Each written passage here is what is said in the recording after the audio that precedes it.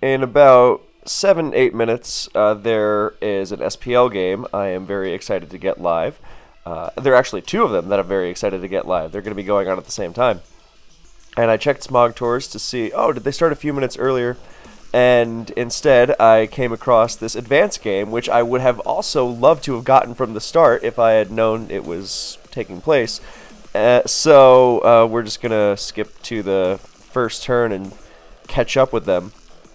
I'm not really going to analyze this nearly as much as I would like, but we've got a Leeching Celebi and then a Gyarados, which just screams Magneton offense, and that makes the Metagross not much of a surprise at all.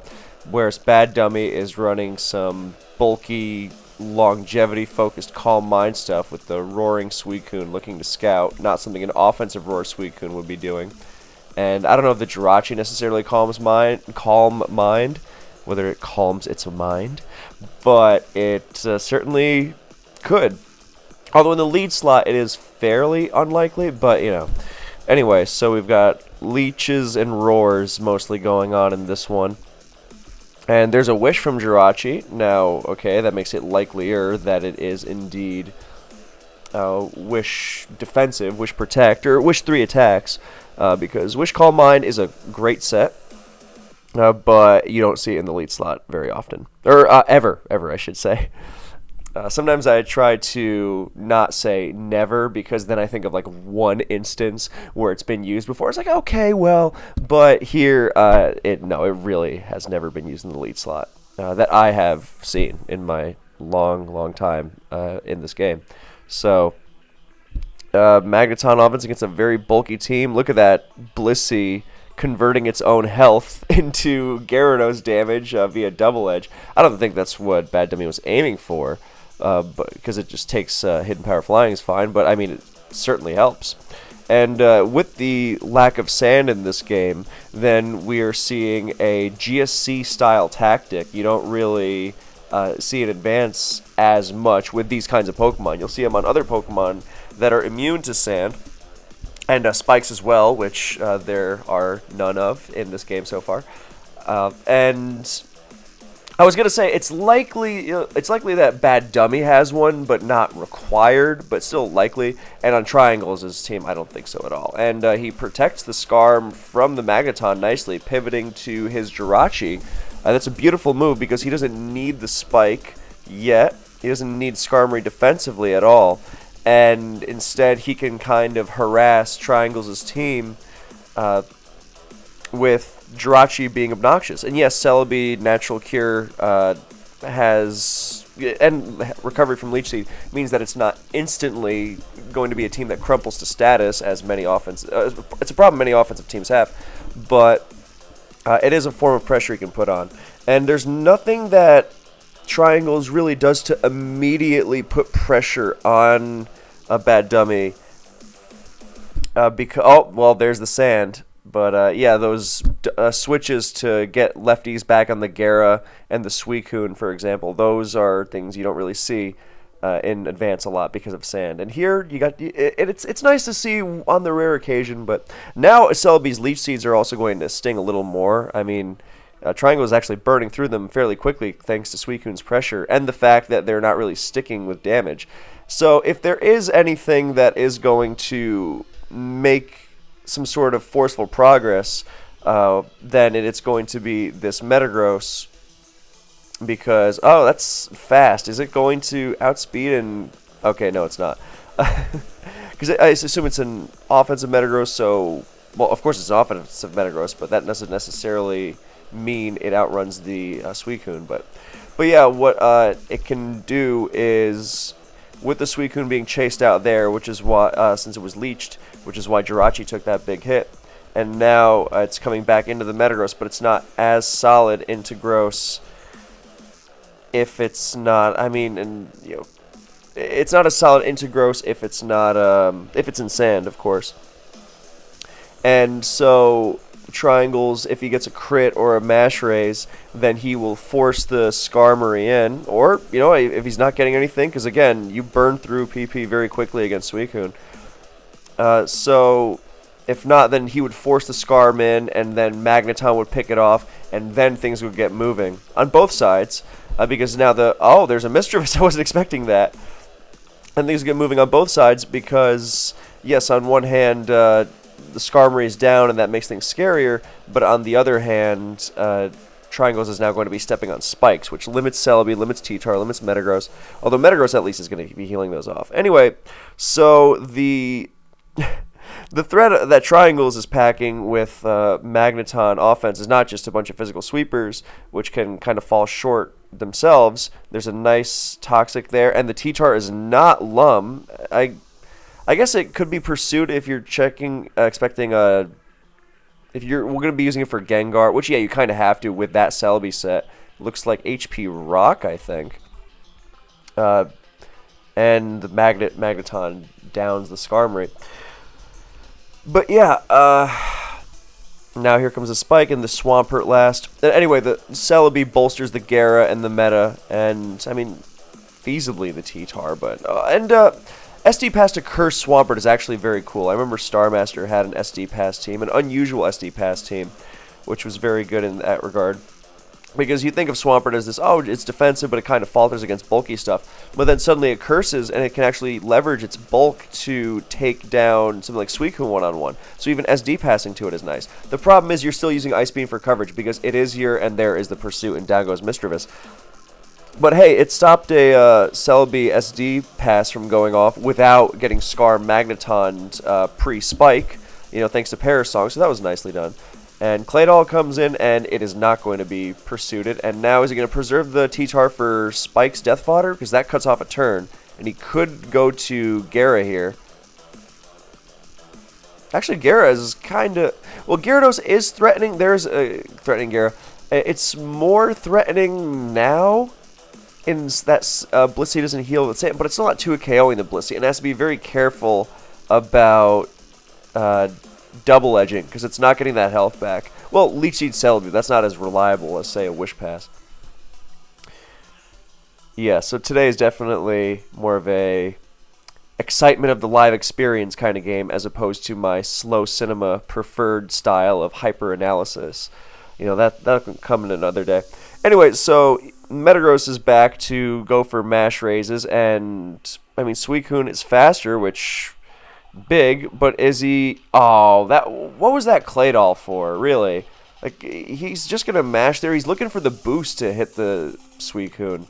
EQing it is whatever. That doesn't really change anything here. So he gets very lucky with that Claydol dodge. He gets free health back on Claydol, and he actually burns 3 Meteor Mashes as opposed to 2 with Suicune's pressure. So, oh, there's a nasty crit. Oh, that could... Oh, yep, and Suicune doesn't rest. It roars, so Gara crits, and down it goes. Now it's the only saving grace for Bad Dummy here is that, God, his team is so passive. Oh, there's one of the games that I was excited to see. Actually, I have 2 games I'm excited to see live at the same time. One of them is a DPP game between Void and Mind Gaming, and the other is another advanced game between Conflict and Rob Jr., I believe. But then there's a Gen 7 game of Zaza versus Charmflash that I'm excited. But yeah, Bad Dummy's team is just so incapable of doing damage, and even the strength of Wish Protect Jirachi against an offensive team is going to be neutered now because it's been paralyzed. So yeah, he's just kind of conceding at this point. Yeah, I mean that crit was unfortunate, but I don't know. It felt like Triangles was putting a small video as well, Kevin. I don't know what that means. All I've been uploading lately are small videos. Oh, thank you. Thank you kindly. Yeah. I don't know, Triangles is putting a lot of pressure on, doing a very good job with the SD Pass Celebi and the Metagross and the Protracted Assault with the Gyarados even. So he positioned himself very well. I think the match was still fairly even, but that crit was bad. But I think just by the sheer passivity of Bad Dummy's team, then he was kind of I don't know. I really don't like how. I mean, Jirachi does amazing things, but it feels like it wasn't leveraged as much as it could have been. Like, did it switch out of that T-Tar earlier? Yeah, it did. I don't know why that was done. The T-Tar famously loses to Wish Protect Jirachi one-on-one when it's not toxic. When you have the advantage of the toxic, then you're just sitting pretty. Anyway, this Metagross is cleaning up, so we'll check in on the Sun and Moon game. Oh, an yeah, an S&M video. That's exactly what it is. But yeah, thank you to Blue YM. This is very nice. And here's the Gen 5 game I was looking to catch. Ooh, it looks spicy. And I didn't miss the DPP game starting, did I? No, I don't think so. Anyway, yeah, this is extremely over. Cool matchup, cool teams. And the Sun and Moon game, we've got a very bulky team from Zaza and some serious firepower. Okay, well, not firepower, but the Victini leads off with a free KO. That's wonderful. And, yeah, bouncing back between tabs, this is the Smogon Premier League Sunday experience. But this is the game I'm really interested in, as Solwind is rocking up with a very standard-looking Sand team. Nothing wrong with that, of course, and he could have surprises, but I am all for the standard stuff if it works. Whereas Elodin's team is not really crazy either. It's more aggressive for sure, because it's going to be a Custap Skarmory, or feasibly a Salic Skarmory. But Mamo, Jellicent, some sort of SD Scizor probably, Alakazam, Volcarona.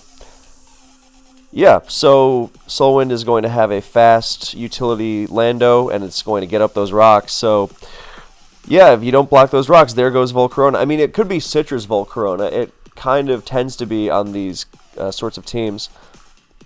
Is he going to go right to Excadrill, threaten those spins? Yeah, what else is he going to go to? Because even if Jellicent comes in, with Air Balloon, then it just gets Iron-Headed. Okay, it's not Air Balloon. It's going to have Bulk. It's Eject Button, so he has the pressure to put on. Okay, what does he go to? Does he go to Alakazam? That's kind of his best option. Everything else gets destroyed. Alakazam, and hope that Focus Blast KOs the... Okay, most Excadrill do not run like the bulk necessary to live Focus Blast from full. Okay, so Zam with Rocks and Spikes up, this is what you want. Nothing is really going to comfortably switch into that. Okay. Just that clicking Focus Blast is such a horrible feeling, to the point where some people don't even run Focus Blast on Zam anymore. Unfortunately. But, yeah, I mean, I like the Eject Button. I like that that's an item that's seeing more use now, because it has so much potential. But,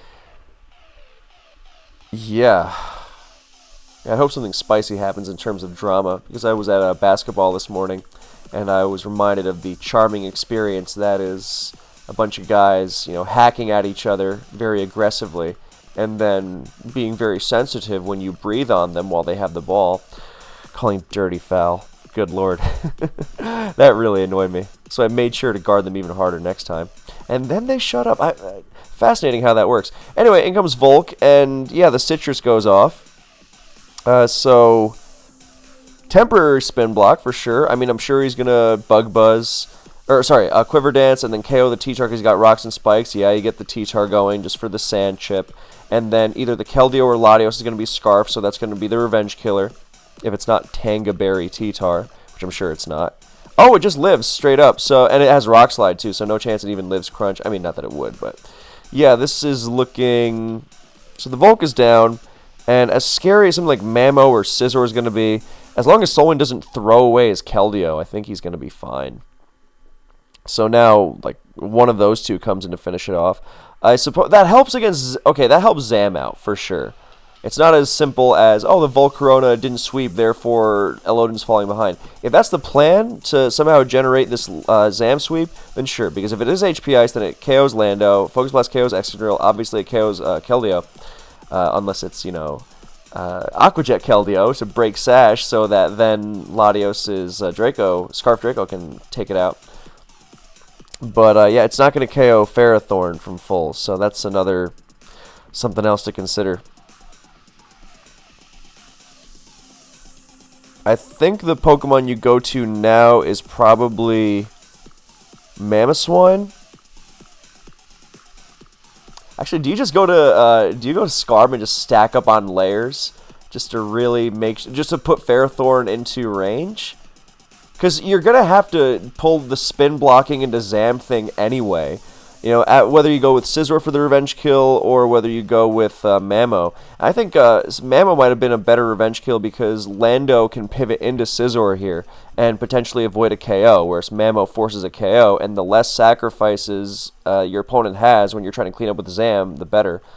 So I wonder in that regard, but he goes for the BP, does nothing, so no Life Orb. And there's the U-turn into Keldeo. There's the SD. Okay, so it might beat this Keldeo one-on-one, but if Scizor's being brought down with it, then...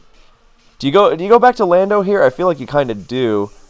Like, even if it's not... Because we don't know what this Keldeo set is. It's going to be Sword, and then, like, Scald, Taunt, whatever it is. HP Grass. Okay, so it drops to the Superpower. But I was going to say, it drops into the... drops to... What's it called?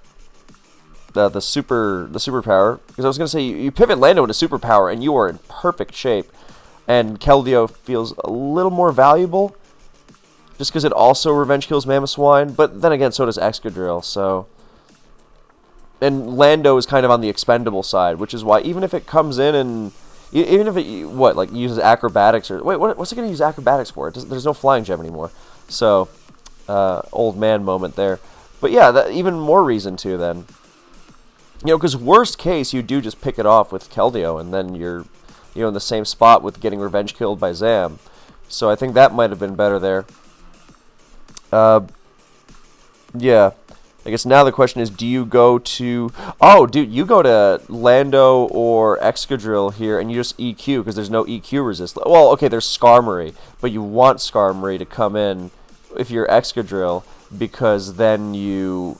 what do? You're able to threaten Spin, and then Jellicent comes in on your Spin, and then you EQ again, and then it'll just back and forth, and it'll become easier to clean up. So...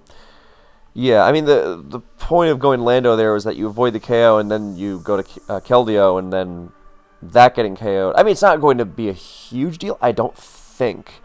But if there is something that can... In and of itself, it's not a huge deal. But if there's something that can open the floodgates to something else, then, yeah. Also, there's an RBY game going on between ABR and Chuva de Perereca, sorry. Apologies for my pronunciation if it was bad. Anyway, here comes Exca, whose health, I guess, the neutral BP's not going to do anything. Yeah. The neutral BP's not going to do anything. It's going to stay out of Zam, or out of Mamo Ice Shard range. That's all that matters. So in comes Iron Head. Did not even... Yeah, why do you even EQ? You just Iron Head and hit everything even better. And there goes the spin. So... Okay, so I guess he's going to try... He's knocking himself into Custap range to... Oh, nicely done. Yeah, so we see SD there, and now he cannot spin block. Actually, you know what? This is kind of scary, because now Excadrill can actually be finished off by Ice Shard. And I know it's in Ferrothorn range, and Ferrothorn is going to help out and everything, but again, this is the kind of like little things that are slipping towards... the game being potentially going out of hand. So you sack T-Tar here. I mean, obviously. Because, yeah, Exca can still do something against Jellicent or Scizor. So, oh, we see HP Fire. Okay. Well, that changes things. Ferrothorn can now only take a hit from Zam if it is HP, if it is at absolute full health. But... this also means that Lando can take a hit. So that's game-changing. That makes it even scarier. So, yeah, down this goes, and now, what, Lando comes in and U-turns? Oh, the last move on Scizor could be Pursuit, so you have to be careful with the Latios. I think you might even... No, actually, you really have to be careful with Ferrothorn now, just because of the Mamoswine. So in comes Lando, and you're going to U-turn. Yeah, that seems like the safe move. Because it's better than EQ in all respects. Because after that, you have to switch to it. So you U-turn 100%. no sense in sacking Lando and then going to Latios. You're going to have to finish it off with Latios anyway. You stick with that. Where is that DPP game? And how's this Sun and Moon game going? Anything chaotic happening? Well, the Charizard hasn't even Mega Evolved yet. Oh. Okay, here comes Mamo on the... Oh, a Balloon Mamo. Getting crit. I don't know. I don't think that's going to matter. Balloon Mamo, you don't see that very often. Pretty much ever. I can appreciate the idea, but now it's not going to have boosted attack, so even if it has superpower... Not that even Life Orb superpower KOs Pharaoh from full. But yeah, now you go to Pharaoh, and you just attack, and down goes the Mamo, or... I mean, I guess Scizor could come in and withstand a hit, but then Lando just comes back in.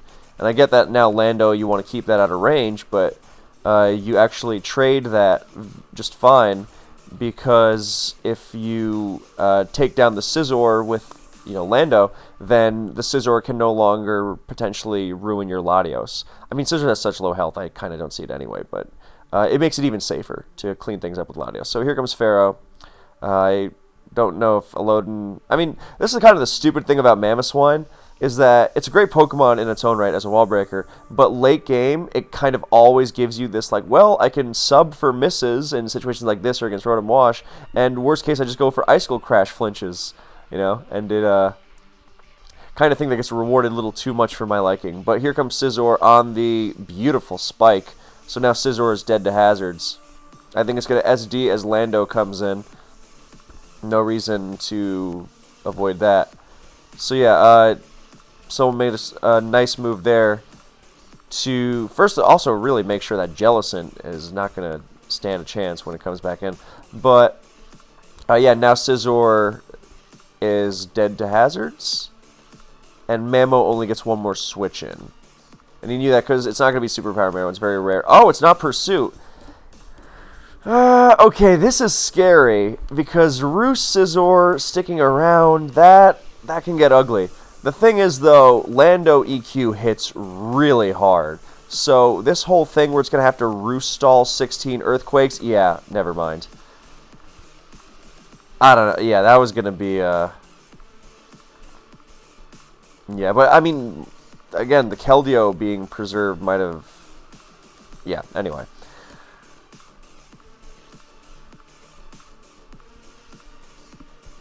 Let's see what's going on in RBY.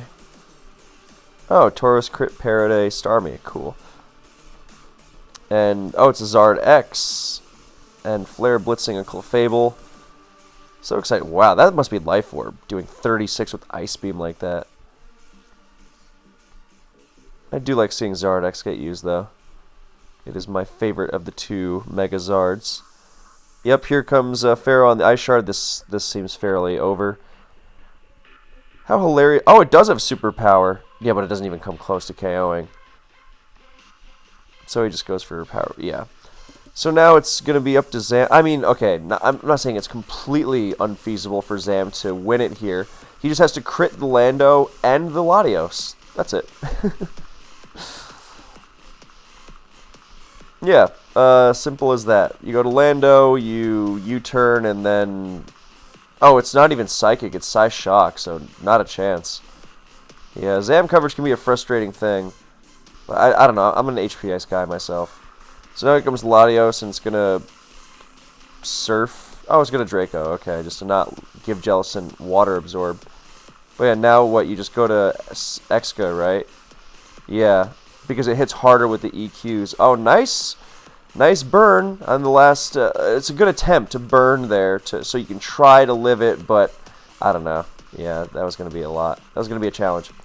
Anyway, while we're waiting for this DPP game, I hope I did not miss. Okay, I didn't. We're just going to watch Gengar get EQ'd on the Switch. Impressive. Nice double there, though, to the Starmie, which can... Yeah, Gens 1 and 2 are messed up. You see, like, Starmie countering Exeggutor. In Gen 2, Starmie counters T-Tar a lot of the time. It's gruesome. I mean, the Exeggutor is staying healthy. But I do enjoy RBY, though. I think it's great.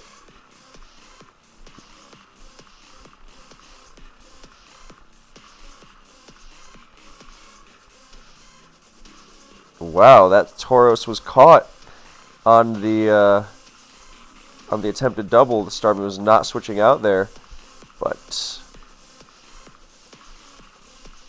nice. The Jinx looks kind of threatening. Well, oh no, the Tauros is the real threat. Never mind. Yeah. Okay.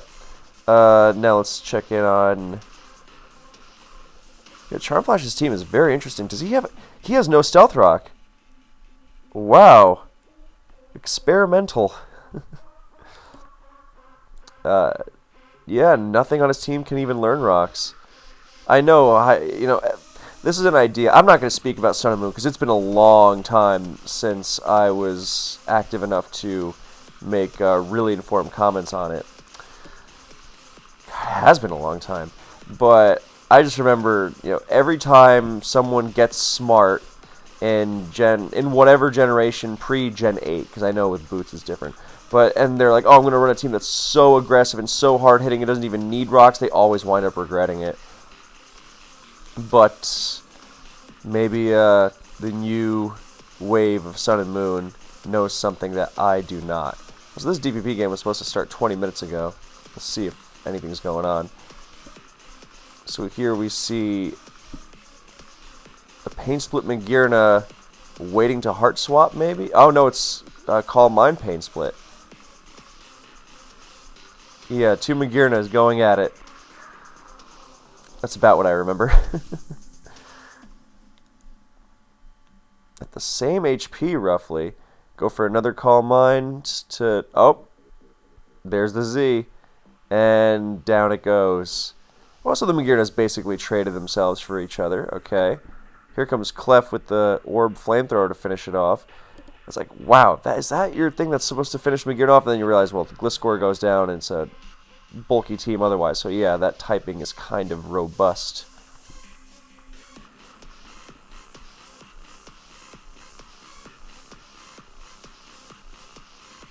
Yeah, so how is this Zard X being dealt with? Thun T coming into Torn T, nicely. And now what? Latias comes in, surely. Oh, it's Rocky Helmet Thundurus, one of those VGC-style support Thundurus sets we've been seeing more of in Gen 7 and Gen 6 in recent times. Cart into Mega Latias, not what you usually see. Oh, it's for defog, okay. But yeah, Torn actually... The Torn Lati combo actually seems kind of good, so even after that... I mean, yeah, the 2 KOs in this game thus far have been trades. The final Gambit one and then the Magearnas, which basically just traded for each other. Unless this Tapu Fini is going to do something real gnarly. But here comes Zard X, protected by Misty Terrain, so it cannot be toxic. But the T-Spikes go down, and now if Kartana doesn't get that defog off, then Tapu Fini can get toxic by it.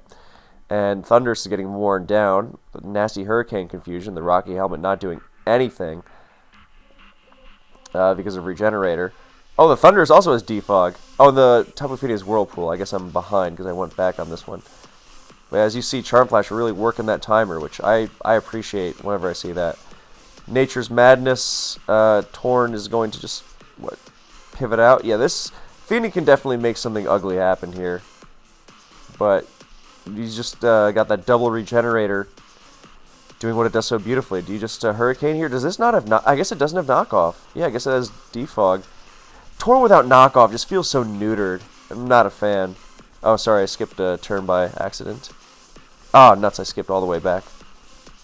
Did I click first turn instead of previous turn again? I keep doing that. They changed the interface recently.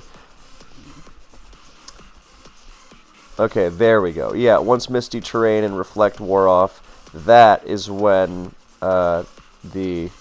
that is where we were. That is where Fini taunted on T-Spikes.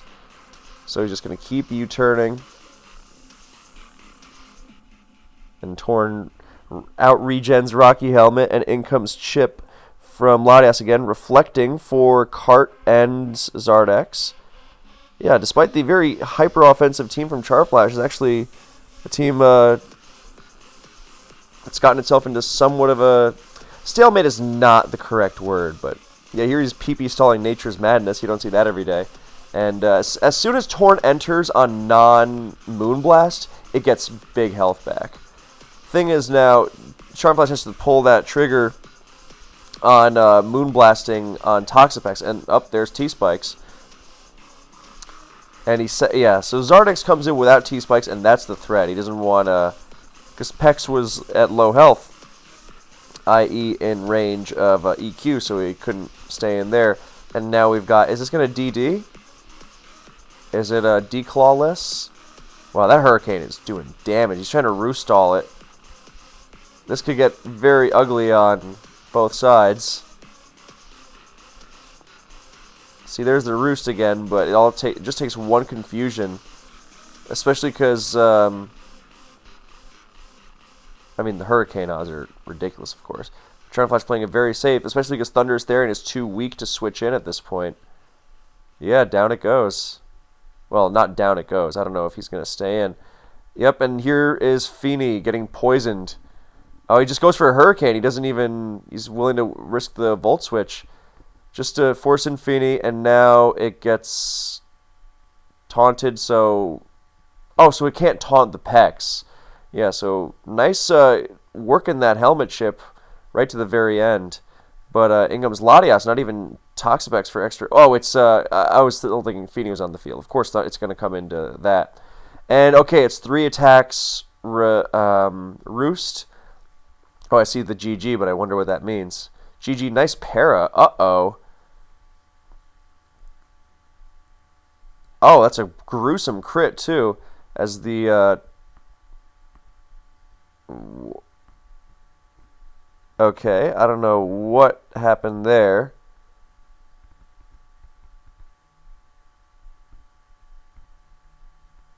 Oh, he paralyzed the Magearna. Yeah. Yeah, he paralyzed the Magearna so that he wasn't able to threaten with it later on, which... I mean, yeah, but you won the game. I don't know why you have the need to be a jackass. That is kind of the Charmflash style, I suppose, but... Yeah, so... Anyway, I'm not going to try and make sense of people behaving like that. Oh, this game... Dude, where is that DPP game? I'm genuinely bothered. So that was that the first Gen 1 game of this Gen 1 series? Yeah, I wanted to catch all of them. Where's was the advanced game? Let me check the schedule. Like, guys, you know it's like late on, or it's later in the last day on the weekend. You can't reschedule these forever. Unless I'm totally misreading, or the schedule's wrong and they just because they rescheduled and didn't tell anyone. But yeah, I am going to find some other music from Aimed Ahead, who I love. I'm looking for something else because I know some people are not super in love with the new techno style, which I understand. It's not for everyone's taste. I myself used to not be into techno at all. But then I developed an appreciation for it through some other styles of techno, and now I can dig all of it. So,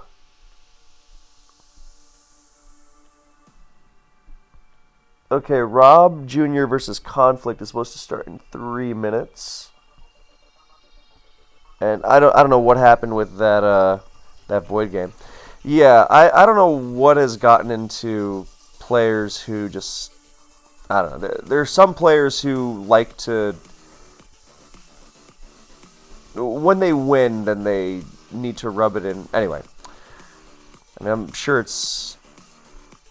Most people, when they see something like this, their opinion is more or less made up. If you think this kind of thing is hilarious and badass and cool, then I'm probably not going to convince you otherwise.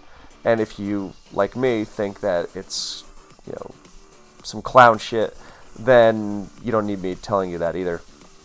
But, yeah. So, now we wait for this next game to start. Is this RBY series over? I guess it must be if they're not playing. I guess I must have missed the first two. Let me see what's going on with that DPP game. I'm very excited for it. Void versus Mind Gaming is a very exciting set when Void is on form. which he is right now, he's 4-0, then it's great. And Mind Gaming is really demonstrating that he can play DPP, even though he's a Gen 9 guy, which I always like seeing as well.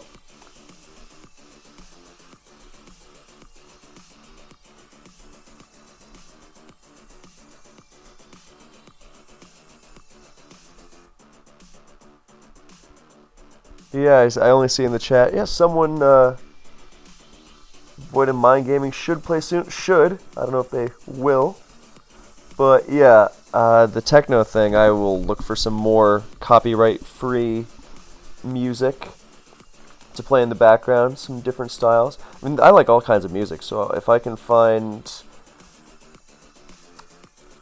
if I can find some more stuff, like if I could find some copyright-free shoegaze, for example, then that would be wonderful. But I don't know. I don't know if that exists.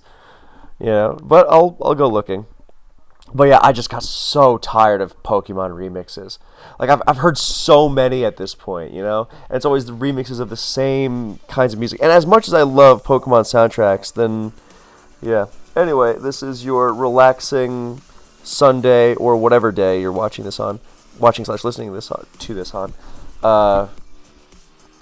whatever day relaxing SPL watch / low key analysis session.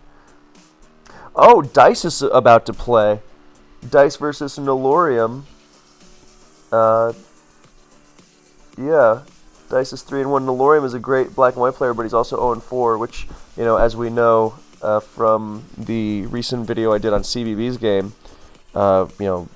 records do not always tell the whole story. And especially when, silly stuff like that happens. Or when... God, or best of one, even if nothing really ridiculous happens, best of one is so silly. I'm really looking forward to the best of one video I'm going to make, because it really just boggles my mind that there's so many people so against it. And I won't get to the arguments now, but yeah, okay, it's 30. Oh, I guess the RBY series is still going. I don't know why I'm going to have to take a bathroom break soon. But, yeah, Void is waiting for the game, for Mind Gaming. And it's either that or a sub is going to show up. Mind Gaming is 2-1 because 1 week he just couldn't make it and had to get subbed out. But, yeah, there's some communication breakdowns with Void's game and Dice's game, because both of them are just waiting for opponents. And yeah, I think that was the first RBY game.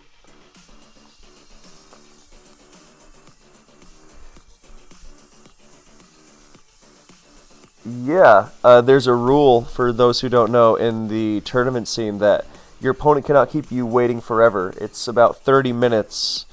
Like, after game time, if one player is there and the other isn't, then the other player's team has 30 minutes to either make that player show up, like, I don't know if you call their phone, like, hey, you have a game right now, if they forget. That's happened.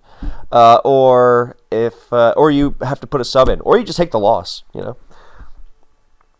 and yeah, so we're currently in the middle of that. I was like, oh my god, I'm going to be going back and forth between 5 games simultaneously, which I know is more difficult for the viewer than for me, because it's me, choosing to switch between tabs, whereas you are having your orientation a little messed with. Anyway, I don't know what this isn't an SPL game. I just saw it on Smog Tours and clicked on it. Is something interesting going to happen? I mean, I like these teams; they're solid, but let's see. National Dex Gen 8, wild. Yeah. God, I was very, very tired when I was starting this video, and I got this really bad idea, because I really get a workout in at basketball, but then you come home, it's like, oh man, I'm beat, and then all these bad ideas start floating to the forefront of your brain, and I was thinking about not for this video because I don't have it on hand, but in the future, wouldn't it just be so funny if there was like, I was doing a live game, right? And the game wound up being like 5 minutes. And I was like, well, this is too short for just a video. So just to make it more worth your time, then I would bring you a story directly from hell, aka my group chat with my buddies, where sometimes we come up with just some real nonsense. Full of in-jokes, but I think the general absurd style of it can be appreciated by many. Anyway, let me know in the comments down below. It's been a while since I did a video of this length, but I know how many of you use me for sleep. And even if I'm not sleeping, or you're not sleeping, then you are here to just hang out with Radio DJ Kev. Is that a... No, okay, I don't need to respond to that. Oh, God. I really got to start stretching more beforehand. I'm doing a better job, but I got to start doing yoga too. I keep telling myself, not just for, physical health, but also mental health. Yeah, it's good for everything. I should be doing it constantly. I should be doing it right now. I should be doing yoga while analyzing battles. So, let's see. What happened to me this week? Well, what's happening to me right now is that I need a bathroom break, so I'll be right back and enjoy this game on the screen, whatever happens in it, as well as the techno. Open your mind, appreciate this genre of music, or whatever. So, I'll BRB.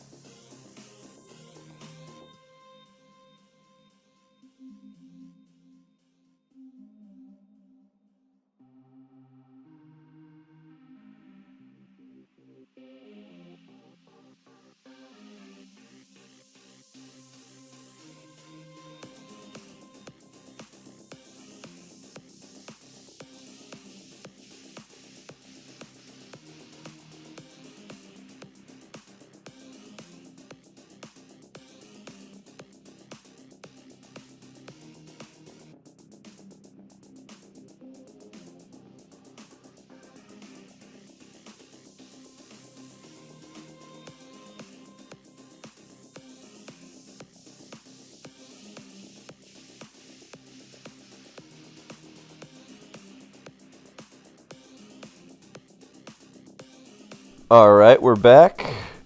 I am about to pop open some dark chocolate because it's good for you, in small bursts, of course. And the second game of this RBY has started. Apologies for my opening of the dark chocolate in the background. It'll be over in a second.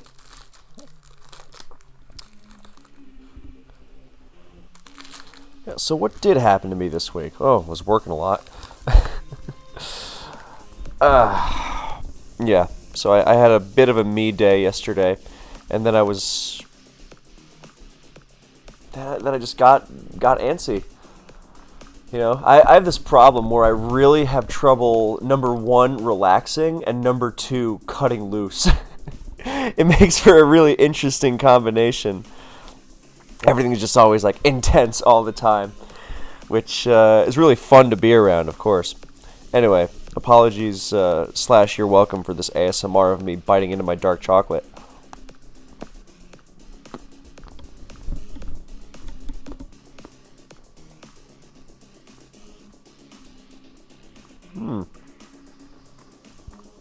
So, here we have two Snorlax engaged in pro wrestling. And what happened at the beginning, I was not paying attention. Oh, we've got a back Jinx from ABR. He really likes those. I mean, hey, controlled, reliable sleep is really brutal. I don't blame him. So, and it has defensive utility. He's kind of, from what little I've watched, because I'm really just like not paying super close attention. Whenever I tune in on days like today, then when I see he almost uses it like an Exeggutor, which is pretty cool. Now we're in Snorlax world. Alright, well, if Dice's opponent doesn't show up in like a minute and a half, then that's it. I forget exactly what the rule is, but I don't know if it's you wait 30 minutes and then they have to sub, but I don't know. I personally would really, really hate. There's a brutal T-Bolt crit. Starmie does live that, amazingly, but he was trying to get a pair on the Zapdos. But I mean that was risky with the. But then again, he's not get a better option. His team has no chance at you. He can't switch into it at all. I guess Zam could have, but you know, trying to be aggressive. How did that chance go down? I assume Exeggutor boomed it. Yeah, I'm paying a lot of attention here. But yeah, for me personally, especially because I know there are... God, I personally think the rule should be 15 minutes, simply because I remember from years of SPL how there were some players, usually on like a certain team, who would do this. They would all collectively do this. It's like, oh, well, if the game time is at 6, let's say, then you have 30 minutes to show up, right? And they would show up at 6:29 every single time, which is just... And of course they were doing it on purpose to gain the edge, but... Yeah, so I personally would think it should be 15. But I understand, you know, give them time to sub and things like that. But I think if no one shows up by that 30-minute range, that's either your opponent or a sub, then that's it. I would be out of there. It's not... Because then people always bring the argument, oh, well, you know, what are you going to do if... What are you really going to do if you don't want to play? You know, shouldn't it be about playing the game? I mean, sure, but then... First of all, there's a lot of things that can be done instead. But... let's say, oh, I planned I would start at 6, and then at 6:30, it actually is nobody's business what it is that the opponent can be going on. Your opponent could do nothing but sit in their room on their computer for the rest of the day, and they would still not be obligated to play. Simply because the time was missed. Don't disrespect other people's time. It's simple as that, and that kind of thing gets forgotten in the gamer world sometimes. It's like, hey, I know I was an hour and a half late, but why didn't you wait for me the whole time? So, yeah, I remember there's some wild stories in this regard. All right, I hope there's a sub. It's been however many minutes. Thank you for staying with me on Radio BKC. As Zapdos is unleashing terror here. This looks Tauros Wari. Oh, we got Jinx on the Hyper Beam. That's a big advantage. Oh, and it got countered. Brutal. Yep, this one looks over. So now we can check out this Gen 9 Ubers game. I wonder what Gen 9 Ubers looks like now.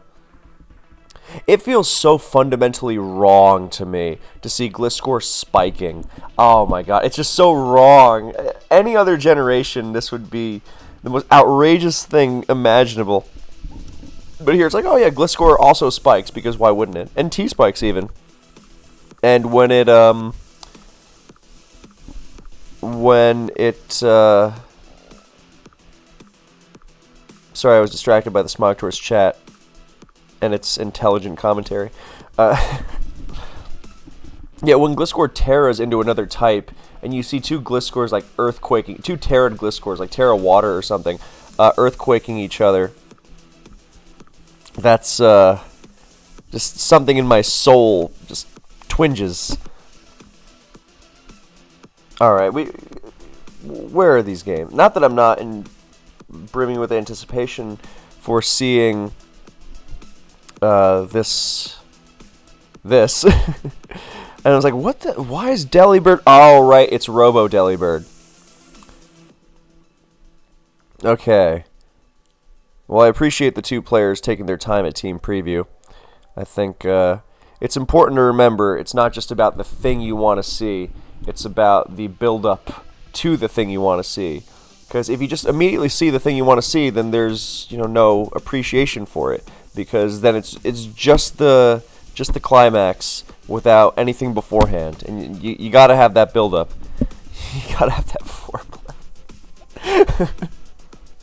I mean, I'm sorry, but it's very, very true. And keep this wisdom in mind in all aspects of your life, and you will thank me. Anyway,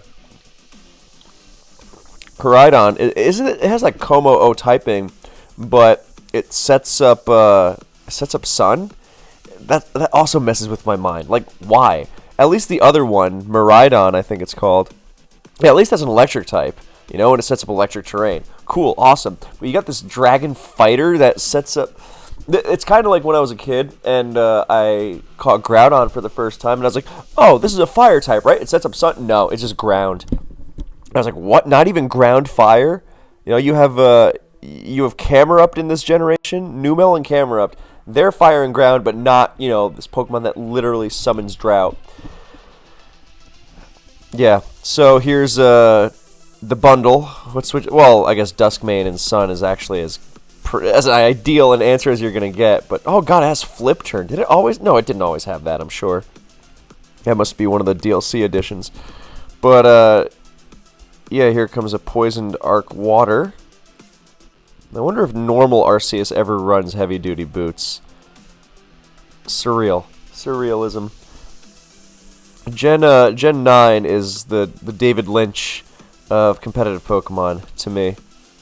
And not just any David Lynch, it's not, the straight story or something. No, it is Inland Empire. Everything is just, it's everything about him just cranked up all the way. Okay, DPP now, yes? DPP, black and white, that's what we're looking for. Gen 4 PU is going on. That's cool. I love all Gen 4 teams. Okay, Void versus Mind imminent. I'm very, very excited for this.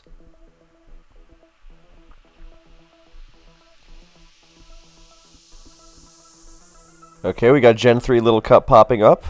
Pineco, because you got to get those spikes, of course. Does Pineco really live a Hydro Pump? Well, I guess if you max out special defense or something. And there's Kyogre Thundering as it gets Thunder Waved. Wow, Miraidon's bulky, only taking that little from Ice Beam. I mean, it might be a bulky Kyogre, I guess, but still. I mean, not that it should surprise me. The box cover legends always have good stat spreads. Box. I'm very mature. Anyway. Yeah, this is why you stick around this long into a video. Excuse me. Lord, on sale. What is taking so long for these games to start?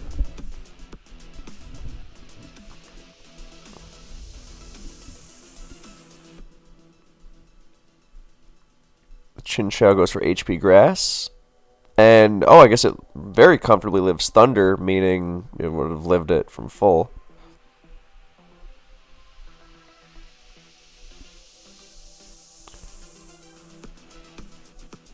I do look at that Misdreavus. I love the Heart Gold and Soul Silver sprites so much. They're so great.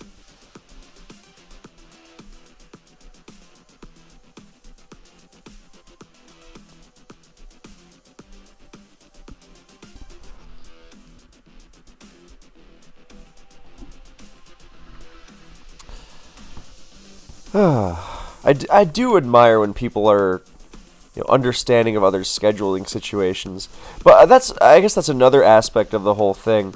Like someone will say, "Oh, well, what if the opponent has an emergency?"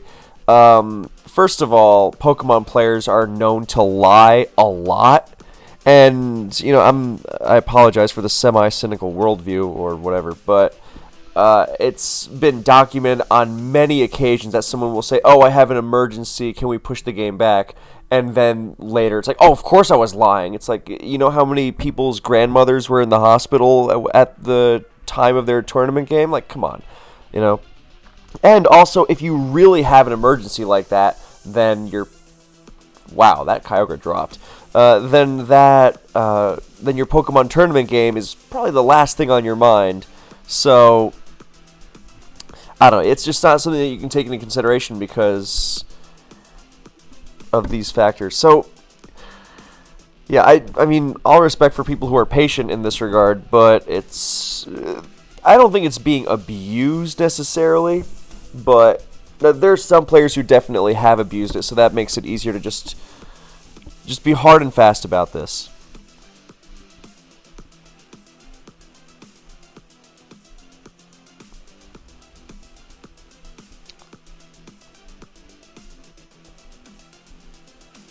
Alright, is this thing got a nasty plot? Oh, it's going to Calm Mind. I remember when Heart Gold and Soul Silver came out, and Miss Magius got a nasty plot, and everyone was freaking. They were like, "Oh my god, this is going to be incredible." Also, that Rob Jr. conflict game is just disappeared, huh? I mean, maybe the schedule was wrong. I mean, that's another thing that with the scheduling stuff sometimes gets thrown out of whack, where someone will go, people's inability to figure out time zones, and which is funny when someone is super, super late to a time they chose because they thought they chose another time. Yeah, if there's one thing that I and many other competitive Pokemon players are experts in, it is navigating world time zones. When I'm in Europe, I always know that my buddies in the States are 6 hours behind me. I have had that. Well, okay, I knew that one even as a kid because I flew back and forth a lot. So that one not particularly, but I know the California difference. I know the every year, like a lot of those European countries, all the way from Sweden all the way down to Spain. It's all the same time zone. So.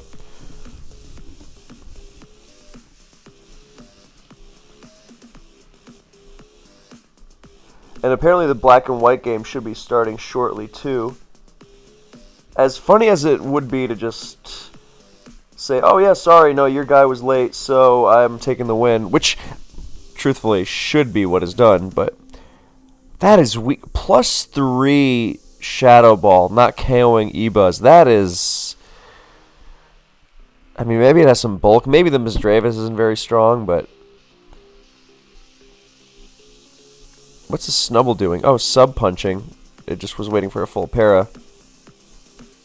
How is Little Cup so bulky in this gen? I thought everything got, like, O-code pretty much. Oh, well, there's a CB Diglett. Oh, I guess it's not CB. Spamming Thief on the Shuppet. Wow. Oh, Elekid. Cool. Oh, it's a speed tie. Toxic Protect, Electabuzz. Alright. Well, we are seeing hitherto unseen strategies in a variety of tiers, so that's good. Or at least unseen for me. Did Tinglu always look like this? Is that a new sprite or something? The sprites that they used before, I swear it didn't look like so much of a robot. I know that's like the whole Gen 9 thing, that everything is a robot, but... So here we've got Hackmons. I don't know what Hackmons is, but it seems grand, I'm sure.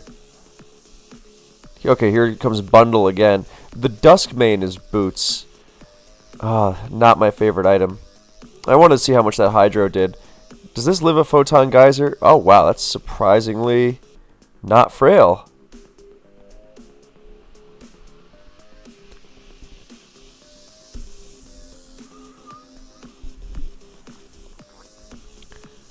Oh, it's Sub-Toxic Protect. Well, I always do admire a Sub-Toxic Protect set. It's such a beautiful strategy. And it gets the double protect there. So down go both of them, actually.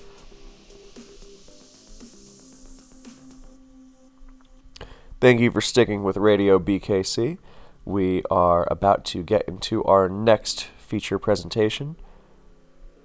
As soon as this Hydreigon finishes using Tri-Attack. And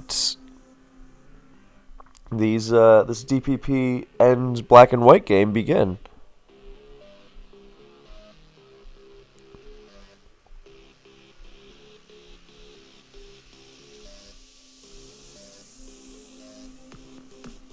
Well, I wasn't expecting to see a Kecleon today, but so we have it. I remember there was a YouTuber in the Wi-Fi days of Gen 4. Well, all of Gen 4 was the Wi-Fi days, depending on if you were in the YouTube Wi-Fi battling world or not. But Jimmy31428 and Kecleon was a favorite there. Unusual special wall. Also very well known for saying intimidate in a very funny way and naming Salamence in all caps, intimidate. I think it was like Specs Hydro or something, which was an awesome set, by the way. Not the most optimal use of Salamence, but let me tell you, Specs Mence was cool.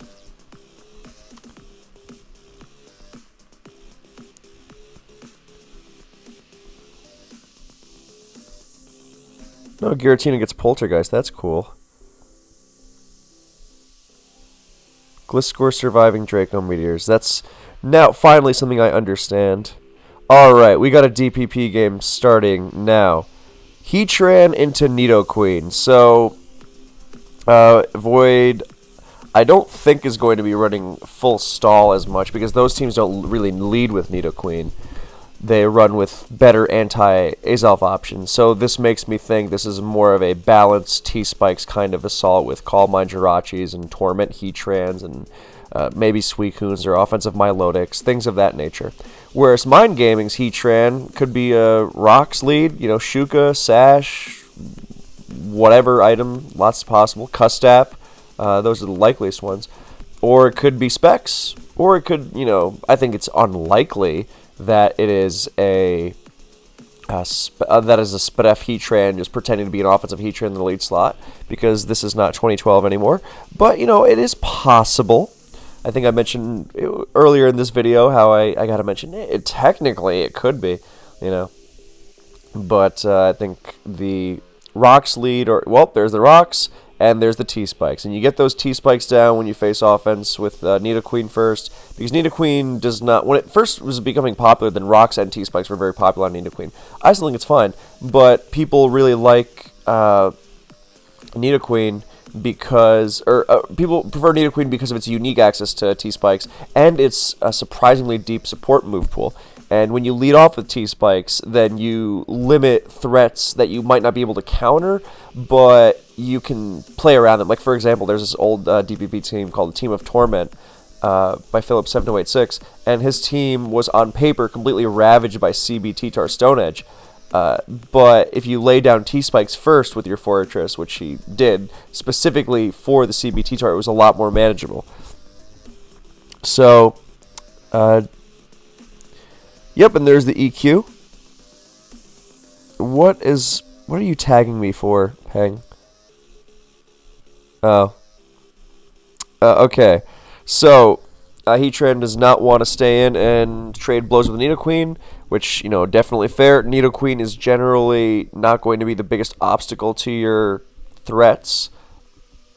And so you would prefer to put Heatran in a better position.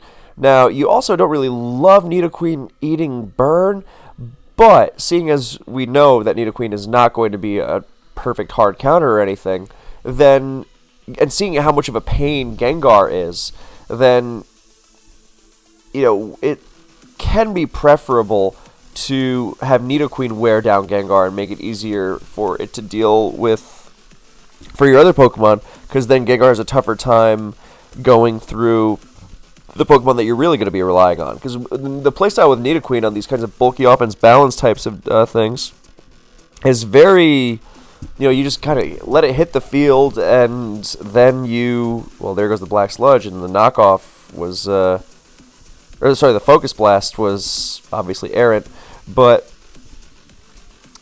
yeah, well, you kind of just let it take hits and try to do as much as possible with it. It's not something you preserve at all costs. Think of it like a Rotom Wash or something. So there's a Wish, and this is going to be ugly because now even Pursuit Trapping Clefable is going to be tougher if you have the... I mean, the burn is funny because it actually makes the knockoff do less damage, which you usually don't think of it in that regard. Oh, we got another Gen 5 game, but it's not between Dice and his opponent, Nilorium, or the sub, but between Jasu and Dark Evian. But yeah, now in comes Heatran. That was a nice move because Void knows that Gengar is not going to Focus Blast on the turn that Clef has a Wish hanging. So that was very nicely done. And I wonder if he's using this team that I built for him a few SPLs ago. Or actually, it might be a team Osgood built for him a few SPLs ago. I think they were similar in structure. Okay, I think it's the Osgood one. Never mind. As there's a Life Orb Draco critting for hefty damage, but the Zong is going to survive it and get up rocks. Well, yeah, switching into Clef with this kind of team is going to be very, very obnoxious. And that Focus Blast miss obviously, helped out a lot. So, yeah, Heatran, even just going for the Lava Plume burn there, I mean, Flygon doesn't love eating that at all. Because if Mixed Flygon already struggles against Clef greatly, and burning it means it's just completely hapless. So, Heatran comes in, and now this is a better position. Whether it's... God, what am I think there's a Scarf Rotom, and then the last can be a lot of things. Milotic, I think. There's Protect Bronzong Classic. Overheat. Could this be Rock's Life Orb Heatran, a real relic? It kind of pretends to be Specs Heatran in that it OHKOs Akka, Metagross, and non-Sash Machamp. But it also gets up rocks. Okay, no Starmie. Well, there's the Bulky Water. That has a good matchup one-on-one against Flygon. And offensive teams like this really don't switch into Starmie well either. So, whatever Mind Gaming's got in the back, whatever water he's packing, Empoleon is the only one that can really force something. Because Suicune, Gyarados, they're going to be hampered one way or another. Suicune by T-Spikes, Gyarados by its Rocks weakness, and, facing a couple Pokemon that can check it, because I still think the last is going to be Scarf. If not Scarf Rotom, then probably Scarf Latias, because you do need speed on that team. I mean, it's good at controlling the game in more moderate paces. And you do have great anti-offense Pokemon. I mean, Protect Bronzong, Jesus. Especially with Wish support from Clef. But you are going to need to pick up the speed sometimes against a Dragonite or something. So, yeah, just go for the Surf. Why not? And Spin might have been nice, but now the Flygon's out of the picture. It's not like Starmie's completely out of... I guess, yeah, now Starmie can't switch into Heatran. And so Clef has to face it, and that means it might be able to blow up on Clef and make something happen, but Mind Gaming's team is definitely one of those that doesn't stick around long, and he gets a spin, because unless it's Scarf, then there it goes. May as well do that before you pursue. So, I mean, that worked out really, really well. But yeah, his team is not the kind that sticks around, it's the kind that can really run out of steam more. If there was a Breloom, it would have switched in by now.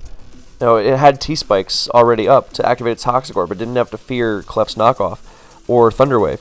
So, yeah, that would have been the only thing I can think of on this style of team that can really add something in the longevity department. But now, if this Heatran is sub-protect, not even Torment, but just sub-protect of any kind, then he's in major, major trouble. I guess, he could be walled by Mind Gaming's own Heatran, but he can... So the Heatran is the only thing that can really, really scare something. But he's not going to break through Clef. Because if it's Wish Clef, which is a great choice on this kind of team, you usually don't see it. You usually don't see Wish Clef in general, but it's an awesome Pokemon because, I mean, it's very obvious. Clef doesn't need to manually heal because of how well it... heals passively with lefties, even in the face of passive damage.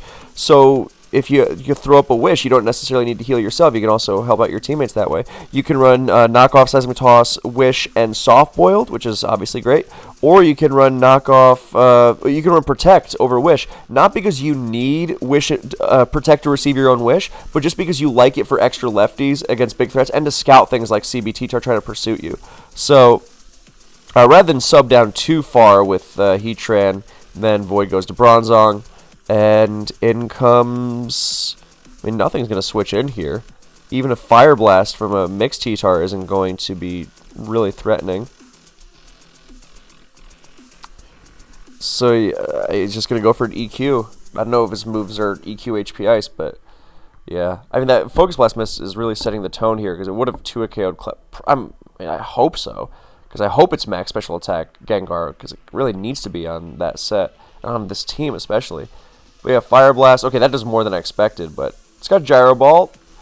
I'm not personally a fan of Gyro Ball on Protect Bronzong. I think it's kind of redundant coverage, but hey, I mean, stab is stab.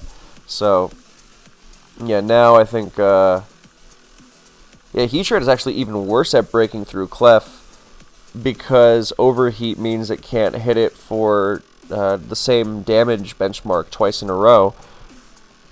And the Pursuit T-Tar, I mean, getting worn down here, that's kind of the issue. So, it would have been worn down already, but now it's completely gone, so you're only getting through it.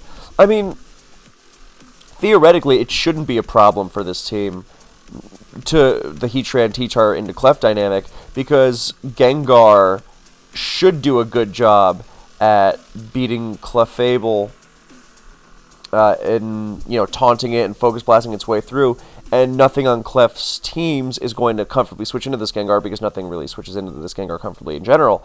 But then the Focus Blast miss kind of, made everything go wrong. So the folly of Focus Blast.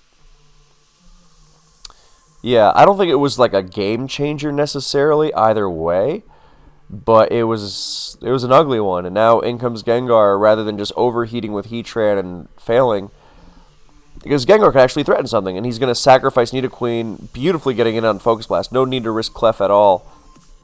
As Nidoqueen can take Shadow Balls, and... oh, God, that sucks. That was a great move from mine. That was a really great move, because Nidoqueen can take 2 Shadow Balls, so who cares? You're just wearing it down anyway. Okay, well, there is Empoleon, and Empoleon can make something happen with Pitaya, but switching it into the Clef... full health and everything. That's tougher. That's really going to be... yeah. Well, it is Pitaya. I mean, it's a good team, but Focus Blast is not cooperating. But that was a great move. Void was just going to say, oh, I'm going to switch Nidoqueen into Shadow Ball. It's fine. Maybe he was going to always try to bait Shadow Ball and then... oh, now it's getting interesting. That Hydro on the non-Wish turn... so are we going to see Soft Boiled or not? But, well, the sub there, of course. But that's the issue, that he's going to... yes, he does agility. Okay. Well, he might get revenge killed by Scarf Rotom or Latias anyway. I was going to say, the problem is that, yes, he subbed down to Pitaya and Torrent, but he doesn't have a speed boost, so he's going to get revenge killed by the Heatran of all things. But the Bronzong also infuriatingly protects and stalls Hydro Pumps. Oh, Jesus Christ. Yeah, I mean, I don't think that it was going to win anyway. I think it was going to get revenge killed, but... Lord, that was gruesome. But yeah, that was a really... oh, okay, well, this is just absurd. Yeah. You really cannot hit a move to save his life in this one. And... yeah, but that move where he or he Focus Blast in the Nidoqueen again, knowing Void was going to try to pivot the Clef in, that was really beautiful. And that's a tough move to make because Void can... nah, there's no way this thing's going to win. Void can, theoretically, just stay in with Nidoqueen. That's the thing. That there's nothing really forcing him to go to Clef, which makes it a tougher move. And there's Protect Clef. So with that in mind, then also you can just knock off the Clef or knock off the Bronzong and weaken its gyro balls. But yeah, that's why when you look into the situation deep enough to where you're not just saying, "Oh well, my opponent needs to do this." Oh, interesting. But now here comes Heatran and Lava Plume. I don't know. It might not be enough. Lava Plume's not going to KO. Is he gonna? Oh, he's going to Torment, or if he has Torment, I don't know. He's going to Protect. Oh, no, I don't think you can Trick Room there. Oh, it is Torment, okay. But I was going to say, because then he's going to Sub-Protect, and he's going to finish Trick Room with a Sub-Up, and then you definitely lose. So I think you just had to EQ right away. But if it's Torment, then it was really... Yeah, but now it doesn't matter, because... Actually, no, Heatran's going to switch out, and... Okay, well, if it's Celebi, then it's definitely, one, and this is all a moot point. Because it's not going to KO Celebi without blowing up, so... I mean, props to mine for, trying to the very end, but... Yeah. But yeah, that Focus Blast I really wanted to highlight, because when you look into the situation so deeply, you know how your opponent's going to try and make that kind of move to improve their odds, even when they're not obligated to. That is a really, really great prediction. So... I mean, I like the double finisher style on mine's team of how bulky stuff gets really cleaned up by the Empoleon with Subpataya Torrent, and offensive stuff gets cleaned up by Trick Room Bronzong, which also... Well, never mind, it wasn't a Choice Band T-Tar, but it's a good partner for that set. But, yeah, that was a... yeah, that didn't quite go according to plan. I don't know how I feel about the Celebi there. I mean, it's so slow. I guess he's really not expecting a bulky team from mine, because this is not what you bring into a bulky team at all. But yeah. So I guess he didn't lose to the Empoleon, because Celebi can take a +1 Ice Beam. Barely, but it can. But yeah, ugly game all around. Okay, and perfect timing because the other Gen 5 game has just started. And speaking of Clef, which has made its way into black and white, and we see Thundurus Therian Sand. I always wait for people to run Thundurus Therian Sand because Thundurus Therian is great. I don't think there's a reason for it to really not be used on Sand. Well, let's see how the other game is going. Oh, Sun from Dark Evian into a Sand team without a Keldeo counter. My favorite genre of team. Anyway... So here we've got Thundurus Therian leading off right away because it scares everything. And problem is, Latios is kind of scary because the answers to it are going to be like Milo and Spadef Celebi and Excadrill, none of which are really reliable. So nice pivot to Jirachi right away, and the Thundurus is checked quite well between... I mean, Hippo, Clef, Bulky, Jirachi, Latios. This is as well prepared as you're going to get for Thundurus Therian. Alright, well, nice double there to get the very aggressive dice, getting the Gliscor Toxicorp activated, knowing that, the Thundurus Therian isn't going to really do anything scary, because if it subs, okay, you just go to Hippo and which I assume is Spadef.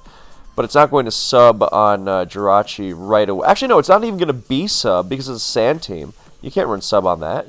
On Rain, you heal with lefties, but no, you can't do that. So that's a really nice move. As for this other game, I just want to see what happened roughly. Oh, wow, that was a very gruesome turn. I keep using that word. But yeah, the Pharaoh thought it would scare out the Excadrill and then got EQ'd. Yeah, we're just going to go through this one quickly. Victini coming into this. He switches Pharaoh into Brick Break just to get the chip on it. Nice.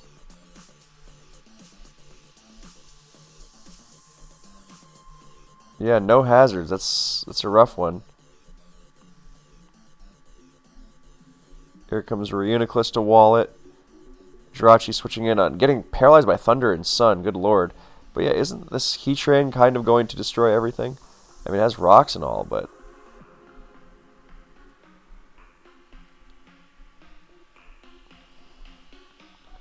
Yeah, this seems very over. Yeah, okay. So, back to this.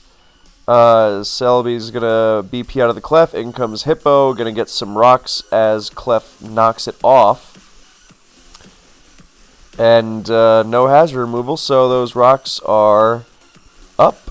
Whereas Delorium can spin, so that is a potential advantage. In comes Thunderous Therian into the Hippo. Dice does one of those things he does where he just... Well, I didn't see the crit, obviously, but he likes to stay in on things that threaten him. That's a play he really enjoys making. And I guess Delorium said, well, I'll scare him out with Grass Knot. And he was like, okay, show me. And I guess because he values the Rock Slide chip either way, because Thunderous Therian is really a scary thing. Now here comes Jirachi into the Mamo. Mamo is a big threat as well, with the only ice resist being Jirachi and everything else getting cleaved. Skarmory, the only thing that can really kind of... But yeah, I don't know, why is that Thunderous Thunder to begin with? It's not a rain team. Just run Thunderbolt. It's Thunderous Therian. You do not need extra power. But yeah, this feels like it's starting to spiral into something ugly. I mean, unfortunate crit, but also, I don't know. Part of the reason Hippo gets used is to take on things like Thunderous Therian. It's not a hard counter or anything, but it helps out a lot. So... assuming that you would scare it out just because of Grass Knot, I don't know. Alright, now here comes Milotic. Well, Milotic is going to be completely blanked by Clef, so it's not going to do anything at all. So this game might be getting, if not... Okay, well, that's a nice move to double into the Clef. It might lose its lefties if Dice feels like staying in, but that is not what happens. No, it gets subbed instead. Gets a sub up, and the Skarm is going to Rocky Helmet plus sub. And yeah, Whirlwinds. Well, okay, now in comes Mamo for more Icicle crashes. Not CB, so it's not going to be threatening the Skarm as much, but also means Jirachi can't switch in as nicely.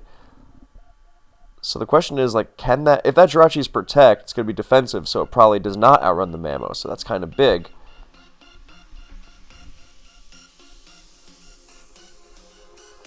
But yeah, now he's just trying to... force his way through the Skarm with Ice Crash, which is not the most reliable thing. He goes back to Mamo on the Clef. Nicely done.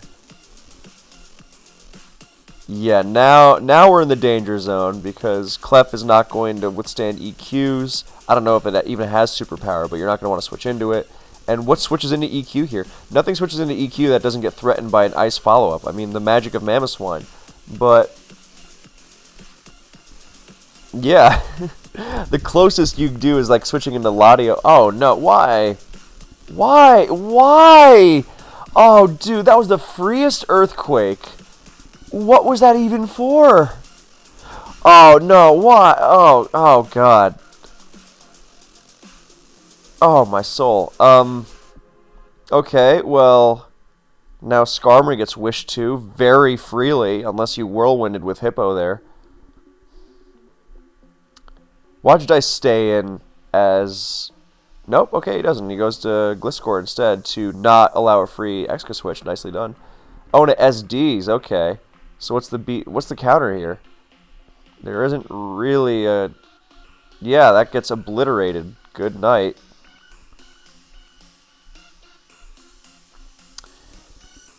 Yeah. Where is that, You know, I'm going to ask in the chat. Well, okay, he's just letting his whole team get destroyed now, so I don't know what's going on here. But I'm going to ask Conflict.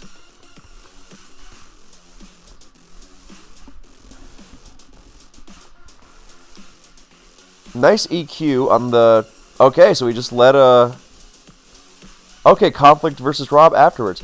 Alright, Mamoswine got a kill, and the SD Gliscor that threatened to sweep everything is gone. Okay, that's something. But now it missed an Icicle Crash as Skarmory Drill Pecked, and this might really be a case of... Well, there's one flinch, but I'm wondering if the Icicle Crash... Dude, what are you doing? The Jirachi doesn't want to switch... Okay, I don't know. Well, now the spike goes up as Milo is forced to recover, and there's the switch to... Okay, great move by Delorium there. But I don't know why he's... I mean, okay, I don't know the EQ calc, but I'm sure Jirachi is not eager to switch into Ice Crash and then get this after. Okay, that spin isn't doing much. So he's on a big timer here. Yep, he did that thing where he stays in and spikes as opposed to getting scalded. And Excadrill comes in, and now... Okay, well now he goes back to Milo on the Drill Peck. And now he goes to Excadrill on the Clef, but he's going to get stalled out because the Skarmory is just spamming, switching in and Rocky Helmeting him. So nothing is... Yeah, so why? You have to Icicle Crash everything. It's the only way that you're winning. And forget getting PP stalled at this point. Now you just gotta, not get fainted first. But I don't know. I think Dice has this one.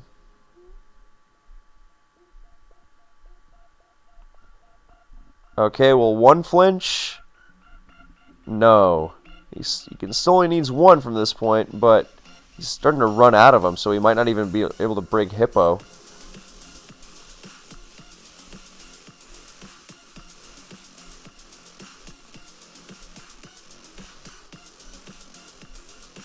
Well, this one's done.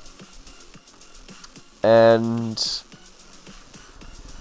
yeah, I don't know. That was there were some interesting things there, but then there was also some silliness. So now I'm excited for Conflict versus Rob in advance, which is about to begin as soon as this is over. So we just gotta wait for this one to conclude. But this one's super, super, super done, barring some unholy acts of God, of course.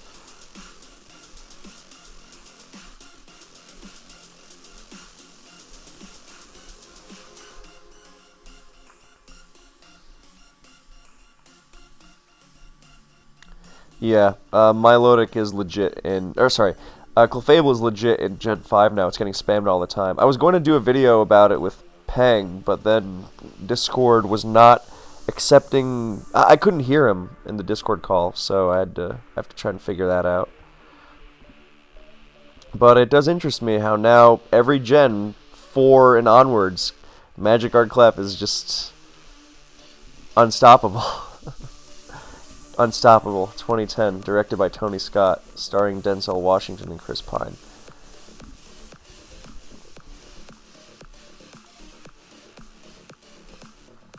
So yeah, just imagine that we're in the club right now, and this techno is blasting, and everyone's having a great time. A lot of people wearing sunglasses, if you know what I mean. And they have a visual, up against the wall or something, right? And the visual is just two Hippowdons earthquaking each other. Yeah.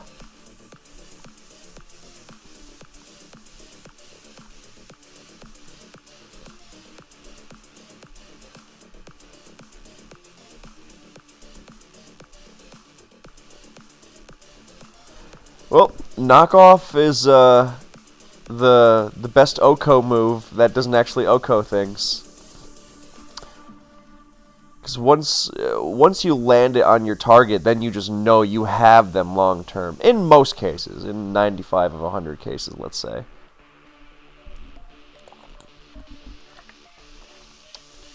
Well, if he gets another crit Scald there, he might be able to... Dude, why? Why? That was the only way you possibly won, is if you crit Clefable there. And then, I don't know, some miracle happened against Latios. But, he didn't even go for it. He didn't even take it. Why? Because you beat Hippo, you beat Skarmory, you probably beat Jirachi. And the Latios you have to deal with. But he just let him soft-boiled. He didn't even go for the crit. It's not even low on Scald PP or something. He gets another crit there. Big deal.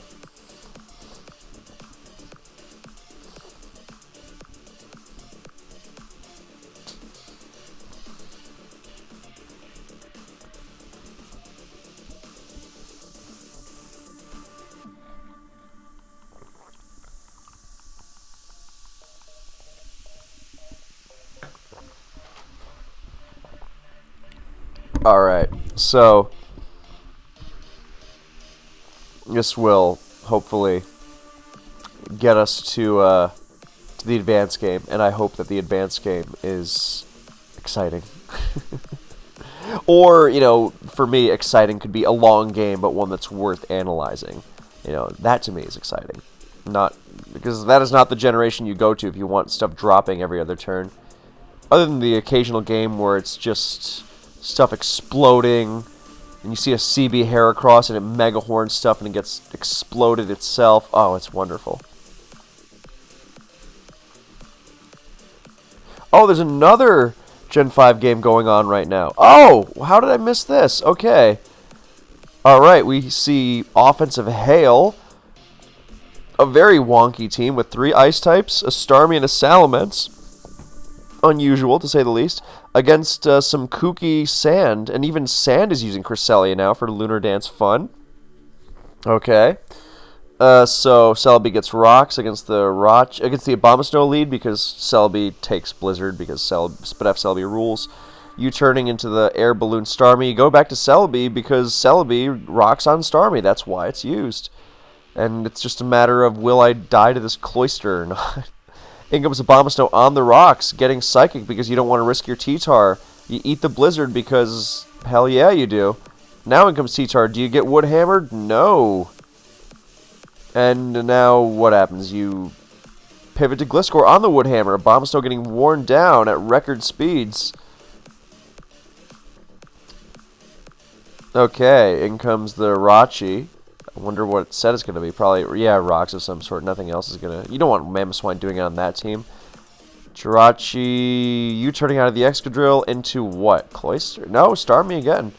Rocks, Protect. That was a Protect. I skipped it by accident. Protect, Celebi can't handle it anymore. But he's going to go with... What is that? What is the Scarf on this team? What is the speed? But yeah, he goes with the Excadrill Iron Heading because it has Balloon active, but with Sand Force it just does outrageous damage anyway. Because he knows he needs he absolutely needs the spin-off for Cloyster and Obama. So in comes Cloyster provokes Cresselia, and then that allows a double switch to the Mamoswine, which gets a sub on the Gliscor. Oh, come on. Yeah, Mamo in either weather is devastating here. It rips through everything. Oh, Jesus Christ. Double Ice Crash missing. And now Excadrill Revenge kills. If it kept that sub up, was that the game? I think that might have been the game. Well, now Cloyster gets its Icicle Spear against the Crest switching in, not healing. Not healing, but also unlike Sand, Cloyster's not taking damage. So in comes Rachi to try and rock. In comes Mence on EQ. And it... Sorry, I skipped that by accident. It EQs the Celebi. Yeah, there's the only switch to Scarf Mence EQ now is... Okay, I was going to say Crest or Balloon Magnezone. So that's the use of Balloon I really enjoy, using it to switch into ground moves. And Rachi's going to come in. And funnily enough, it's slower, but Magnezone could lose its Balloon here, which is what... Okay, he just goes for the U-turn. I was going to say, if he gets up rocks, it's like, well, the Magnezone isn't really going to want to switch in here. So T-Tar can maybe take a hit at this range. He's not going to risk it. And he goes for T-Wave and hits the Jirachi. He's just going to keep U-turning? Yeah, that's the move. Don't bother with rocks. Just U-turn out of the Excadrill and make things happen. I mean, the hail is gone. The sand is there permanently. But now it can smash and maybe... Oh, God, that does a lot. With Protect, it's...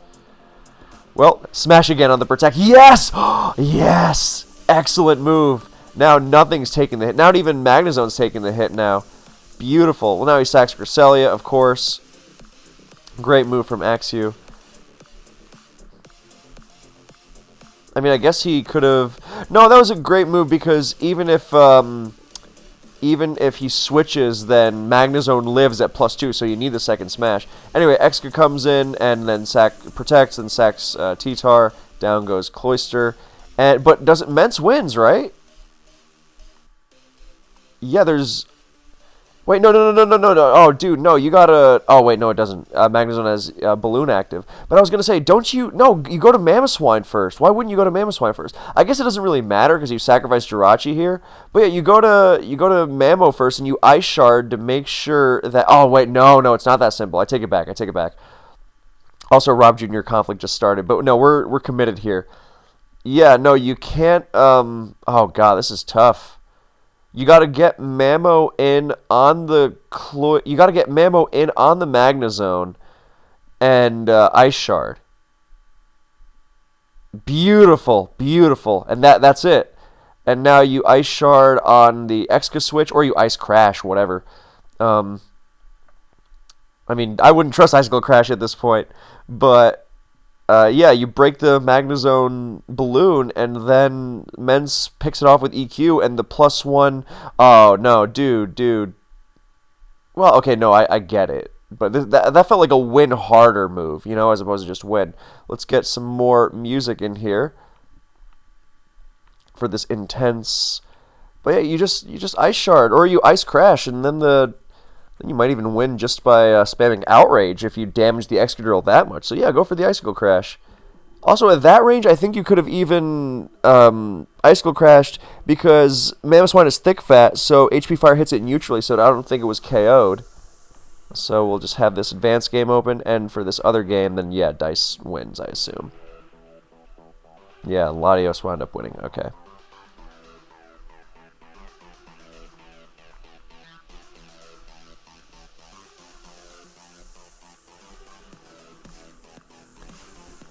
Alright, we got two Skarmories. Just what I like to see in the advanced game. But here, oh no, we're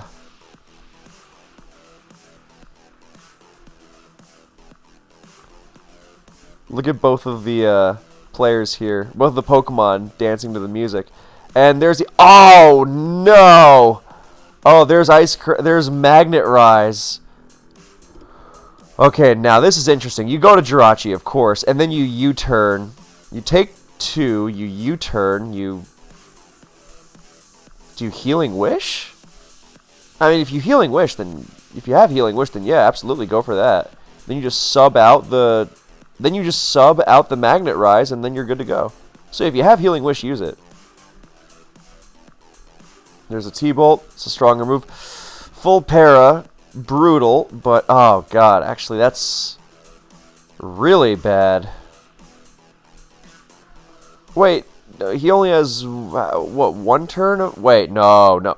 No, he's going to provoke the T-Bolt and go to Mamoswine, and there's nothing that FLCL or Watashi can do about it. Because you can't Magnet Rise again, and you can't go to Excadrill because then Mence just comes into EQs. And I guess... Yeah, and even if you go to Excadrill, Mamoswine Ice Shards it, and then it's definitely an EQ range, and Mence wins.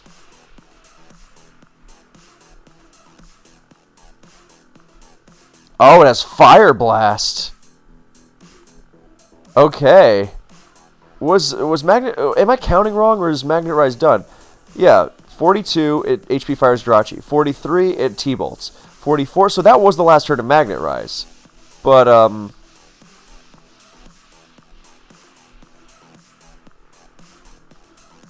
okay, well now it's just a matter of does this EQ KO or not.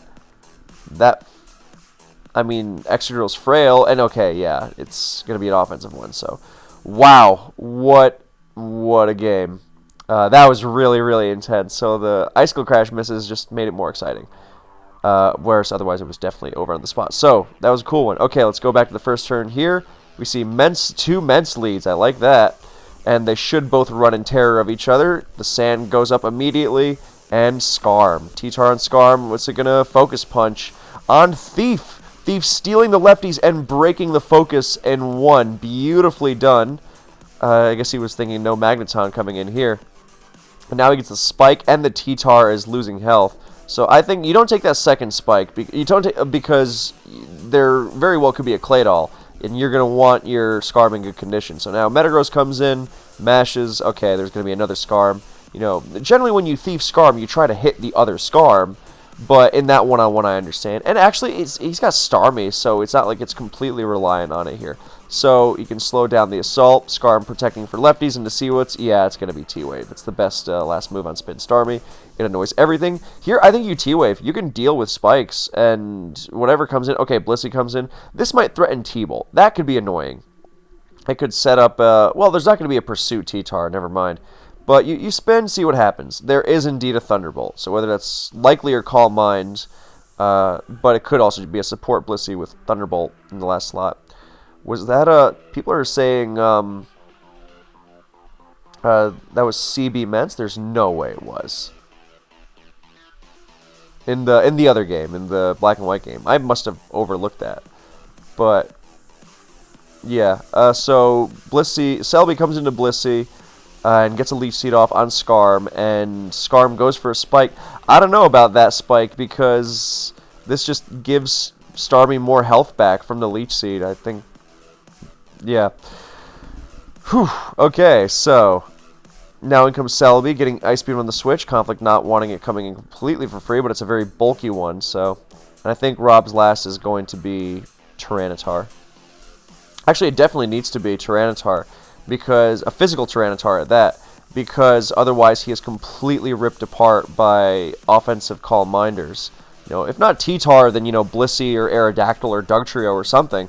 But, you know, Flygon. But I think T-Tar is the likeliest, because it also provides Sand. And that kind of team that he has, his offensive output is not nearly as scary against, you know, bulky teams without Sand. So you run into, like, some Suicune / Milotic, Blissey, Claydol kind of stuff, and you don't have Sand, then you are going to have a very bad time. So, Starmie goes for the Recover, and he's going to have to deal with Spikes. That's fine. Starmie lives forever with 32 PP Recover. Thank God they got rid of that in the next generation. He's got two 30 PP Recovers here, actually, as Celebi gets full Parrot. Is he going to... He's not going to risk it. He's going to go to Metagross on the Ice Beam, and just wear down... I mean, Metagross is getting worn down, but it's nothing... irrecoverable. For all we know, that Salamence even has Wish. It'd be very cool. I do like these kinds of teams that are aggressive, but have plenty of ways to have their longevity. Okay, so it is a Blissey. Okay. Alright.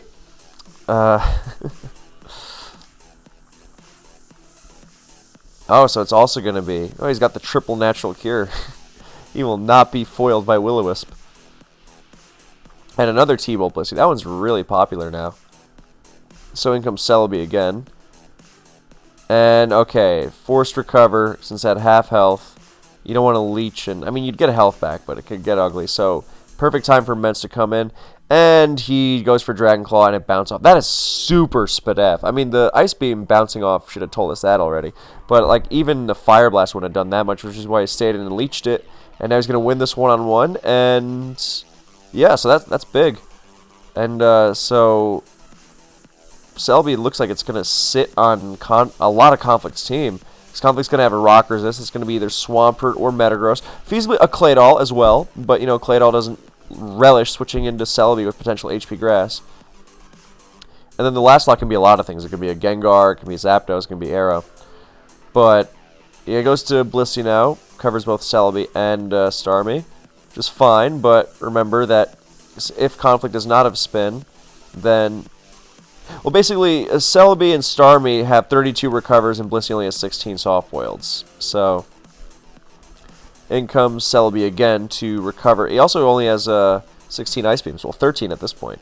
So, yeah, Conflict's going to have to find a way to generate some more offense at this point. We don't know what his Skarm set is. If it's Drill Peck last, it doesn't want to fight Starmie one-on-one. But if it is Drill Peck Skarmory, then it has to have, or it should have, some way of forcing the issue with Starmie. You know, Gengar, Pursuit Tar, Dugtrio, something.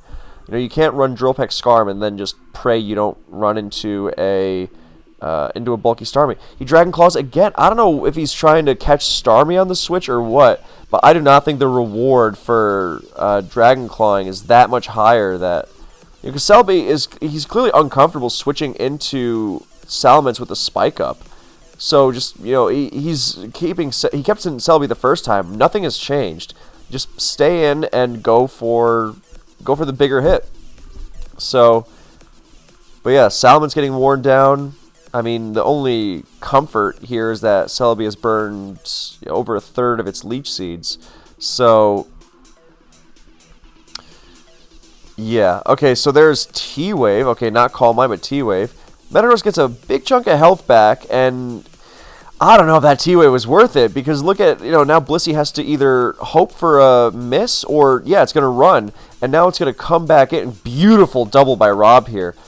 So now Blissey, when it comes back in, is going to be at 26, and it's going to be forced to soft-boiled, so it's going to struggle to switch into much of anything. So, yeah, I don't know if that T-Wave was worth it. I mean, T-Waving Metagross is fine and all, but Blissey's health is more important. I mean, now he just has the freest... I mean, he doesn't even have to spin. He could just surf. It's not like the Skarmory is going to threaten with Toxic, unless it is, in which case that very much changes this matchup, and that's something that Conflict's going to have to leverage. But no, it just roars, and it roars in, okay, Celebi, fine. And this is a kind of move where your Skarmory's doesn't have any tools to directly make progress. It's like, oh, if Starmie comes in, then I eventually get my Gengar, my Pursuit Tar, whatever. No, when you don't have a good matchup with your Hazard Pokemon against the opponent's Hazard removal, then you wind up doing things like roaring over and over, and then you hope that they eventually get bored of switching to their Hazard removal, and they switch it up, just to be kooky, just to be fun, and then they'll allow you that one spike you so desperately need. So if you ever find yourself in this situation as oh, Jesus, that's ugly. Well, yeah, but if you ever find yourself in that situation and you find them, whirlwinding, unless they're trying to bait you in a trap, but you just keep going to that Hazard removal Pokemon. They're desperate. They're hoping, the ball's in your court. It's up to you to keep it or to throw it away. So, yeah, that Claydol spinning would have been nice, not just because Skarmory is at 62, and it's a Skarmory that probably doesn't have Protect because of Thief, or has a chance to not have Protect anyway, a pretty decent one, but also because Starmie surfing it, I mean, it lives Surf fairly comfortably. Even if it does 50, it'll kill with a crit, but, taking 50 is obviously something else. But, yeah, then you get the spin off, you relieve some pressure, you can switch to Blissey afterwards without pressure from there, and it's not like Rob can really reapply pressure on your Bliss switch too meaningfully. Actually, Rob's own Mence is actually kind of terrifying here. And I think Conflict's last is definitely Metagross, because when your Rock Resist is Claydol, then you need a backup Rock Resist, because otherwise DD Tar and Aerodactyl are going to terrorize you. So the Meta-Mence combination will do wonders there. Anyway, both players get some spikes. Conflict relays spikes, whereas Rob goes all the way up to 3 layers. And now the one saving grace is that nothing wants to come into Fire Blast here. And if this Brick breaks, oh no, he just Fire Blasts right away. I don't know. Well, okay, now it's interesting because he crit burns the Blissey into Brick Break range. Okay, so Rob's Mence is a threat in and of itself, but now he's going to pivot to Starmie on the Brick Break. Oh, and he Dragon Claws a Starmie on the switch, so now Starmie has to make a choice. Spin or T-Wave and die. But then again, if the Mence gets T-Waved, then that is also kind of curtains. So, with that logic in mind, but either way, it's still a positive for Conflict, because he is able to pressure with spikes now. He can force that situation. I'm wondering if, like, the crit Fire Blast, it was going to do 16 otherwise. Yeah, of course. No, it would have been down at 60, nowhere near that range. I mean, it just needed the crit or the burn, but, Fire Blast can also miss, so that was very, very lucky. But now he's in a position where he can make something happen. So the fact he Dragon Clawed there made me think, okay, probably... I mean, HP Grass Mixed Mence is fairly rare now anyway. They prefer things like Rock Slide for... yeah, but he's going to commit. He's going to T-Wave. So he's going to have to deal with spikes in the long term. But he's got Leech, he's got Recover, he's got Soft Boiled, he's got, 2 Spikes Immunes. Metagross won't love it, but it's doable. And more importantly, he has a Mixed Mence, which nothing can switch into, and is almost surely going to claim a KO here. I mean, nothing switches into it at all. This almost wins the game on its own, honestly. Skarmory pivots into the Dragon Claw. Of course it does.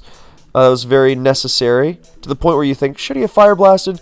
But, like, even though the Skarmory comes in here, what does this do?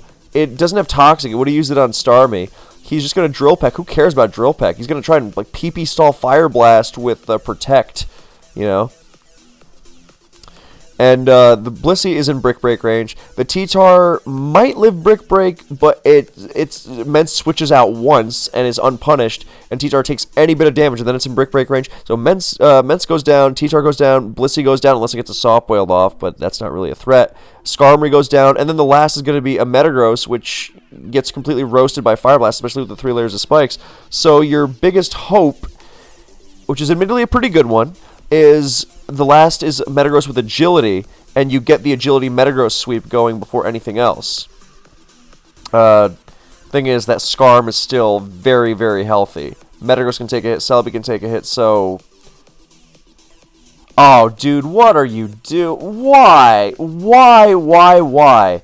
You go for... now Blissey gets Drill Pecked, and it's...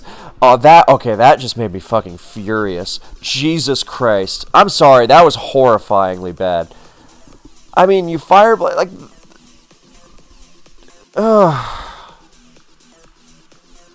I mean, great move by Conflict by spiking. It wasn't even Fire Blast, it's Flamethrower. Who gives a fuck if it protects? So, okay, so he gets the max layers. He's going to try and win with Skarmory. Who cares? Like, literally everything is dying now. What's he going to do? Pivot to Mence on Flamethrower, then go to Blissey on Dragon Claw and survive the -1 break? No, that was a horrible, horrible waste. Like, even just having the sacrifice of Blissey. Yeah, okay, it would suck to lose Blissey if you could help it. But, like, what was the expectation there? If you expect Protect, I mean, what are you expecting? A switch to Blissey? Unless this Mence doesn't have Brick Break or something. But no, if you have a switch to Blissey, then you just heal up your own Blissey. Literally nothing else switches in. And whether it protects or it Drill Pecks, or sorry, whether it protects or spikes, Blissey is still going to get Drill Pecked and KO'd there. And it can't switch into any... I don't understand that move at all. But Mence is at such an advantage that it might not matter. I don't know what kind of mind games are going on there. I mean, good move by Conflict insofar as, yeah, he's going to pull that Mence pivot trick. A good move by Conflict insofar that he recognizes, hey, Drill Pecking the Mence doesn't really make a difference, so I'm just going to get as many layers of spikes as possible to finish with my Agilogross against the Meta or Celebi. But, good grief. And also, the Drill Pecking the Mence might have made a difference, honestly, because the Metagross is going to hit it with Mash or Rock Slide. And even if it's Rock Slide, you need a little bit of chip on it to KO the Mence. Maybe he thought, you know, I'm not gonna get it in that range anyway. Okay, I don't know what this is supposed to do. T-Tar is still going to die to -1 Brick Break from that range after the Dragon Claw. So I don't know what this pivoting was doing. I don't know why you took the... If you're gonna do that, why not just go to... No, okay, I guess now Blissey gets the Soft Boil off. Okay, never mind. But I think you could have just gone to Blissey right away, no? Preserve the T-Tar? But, okay, sure. Well, at this point, Celebi's Leech Seed is an actual weapon because enough... Oh, God. So, Celebi... so, Ice Beam and... Sorry, skip that one. So Ice Beam and Recover goes off. So, this is gruesome, but... I keep using that word today, but it's apt, I think. So yeah, Leech Seed is an actual threat now that Pokemon have been weakened, and the damage it's doing cannot be shrugged off easily with all these hazards and sand and the fact that Pokemon are at lower ranges. So now this Blissey is just trying to... Okay, now it's been leeched. So Celebi's going to go back up to full, or not full, but a lot of health without needing to manually recover. In comes Skarm, and a nice... Okay, not what I was looking for, but... Metagross gets in and mashes and weakens the Skarm into Flamethrower range, Leech Seed range. Okay, Skarmory. Conflict Skarmory looks faster, so it's going to beat it to the roar. Dragon Celebi, that's not what you want. It's a Spadef Celebi, it doesn't like taking those Drill Pecks. You can take one and Leech, but it's going to spam Drill Peck here, and... Okay, never mind, that does absolutely nothing. That's a really bulky Celebi on both sides. Or maybe I'm just underestimating or overestimating Scarm. I guess he wanted to recover on Drill Peck and not Leech. I don't... Well, he's going to have to Leech now, I think. Yep, and whatever leeching the Scarm is good. Forcing in Blissey or Mence is going to be good. You know, he's got to be careful. Leech is down to 7 PP. That miss was pretty bad. But... yeah, now he leeches again because this is his way of forcing out the Blissey. But now he spams Psychic. I'm fairly sure this is going to be Psychic HP Grass Celebi. So he can just spam Psychic and be happy. Oh, it leeches again and it misses again. What is this moveset? Okay, he pivots Mence into Drill Peck. So at least that's effective. So now he has to... Conflict's pulling this, pivot into Intimidate Gaming and go for Brick Break, I swear to God. Nope, I mean, no real need to. But Blissey's still got a lot of soft-boiled, so maybe it's something you want to start considering. I don't know if it would have done enough anyway. My head calc is off. But, I mean, Celebi has 5 leeches left. Now 4. Skarmory's going to come in again. You almost... don't go to Mence and get Ice Beam, but... yeah. And Skarmory's getting so much health back. Thing is, he can't really pivot to Mence anymore. But he's burning through these leeches so quickly. I mean, I'm not going to, sugarcoat the fact that Rob got hacked really badly with that stupid Blissey Mix-Mence Fire Blast crit burn, but now he's just... that Blissey switch was... felt very wasteful. It might have not amounted to anything, but it was... yeah. Actually, no, I take it back. It's even worse because Conflict went for spikes on that flamethrower, and he would have been limited to 2 layers if he had done that. Now Rob has to deal with all 3, so... yeah. So now he's got some... he's got some mashing to do with Metagross, and the good news is that Skarmory comes in and can take mashes, but it's getting weakened, and it's giving Metagross a little bit of health back to offset the spikes damage.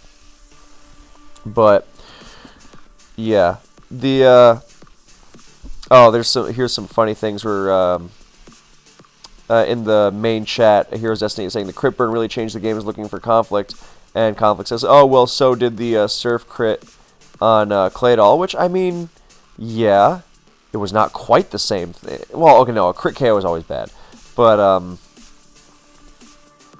yeah, I don't think Claydol's not doing nearly as much in this game. There's a mash, there's Leech Seed going off, Drill Peck. The Celebi's got to show some other what could it be running? I mean, if it's HP Grass, then sure, but is it just HP Grass? And if so, what other move could it have? It's not going to be Calm Mind. If you had Calm Mind, you would love Calm Mind here. This is ideal for Calm Mind. So, Calm Mind would go crazy here. If you want to watch my video, or if you have watched my video on Ostentatitos versus Undisputed, this is exactly the kind of situation where Calm Mind Leech Psychic Celebi goes nuts. Oh no, dude, don't do it. Oh, good lord. I mean, he finally pulled that. He tried to pivot it in, and at least the Mence get some Leech back. But does Conflict go to Skarm here? He definitely should. What the hell? Okay, that's kind of cool. Sub-Mix Mence. I don't know if I love it without Wish from Blissey. I don't think it's going to have Wish. But, yeah, so he subbed and got almost all his health back from the Leech Seed. But now, dude, you go for God's sake, go for Brick Break. Dude, you gotta, you're behind a sub. You gotta Brick Break there. Oh my god, that was the game. Well, now he gets several chances to try and crit the Blissey, and he's going to burn some soft-boiled PP, so that could have been worse. But no, still nothing doing, and Blissey's soft-boiled's running low. I mean, sub on Mix-Mence is cool. It's not seen very often, but I do like the idea. And there's another soft-boiled, and it's down to 4. Okay. So there's only one more Leech Seed. I mean, do you use it or do you not? If you have Psychic, click it.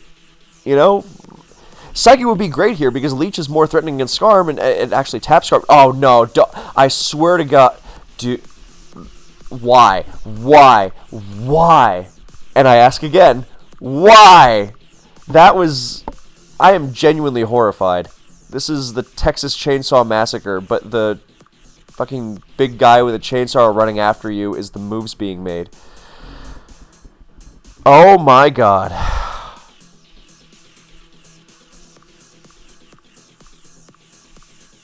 Okay. Well, now the Complex Metagross wins. Why? What could that Celebi have done? Why wouldn't you just spam recover if nothing else? Let it burn the ice beams. I mean,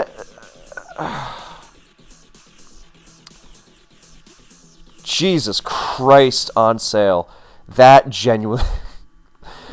Fuck. That. Okay, so I don't think any other...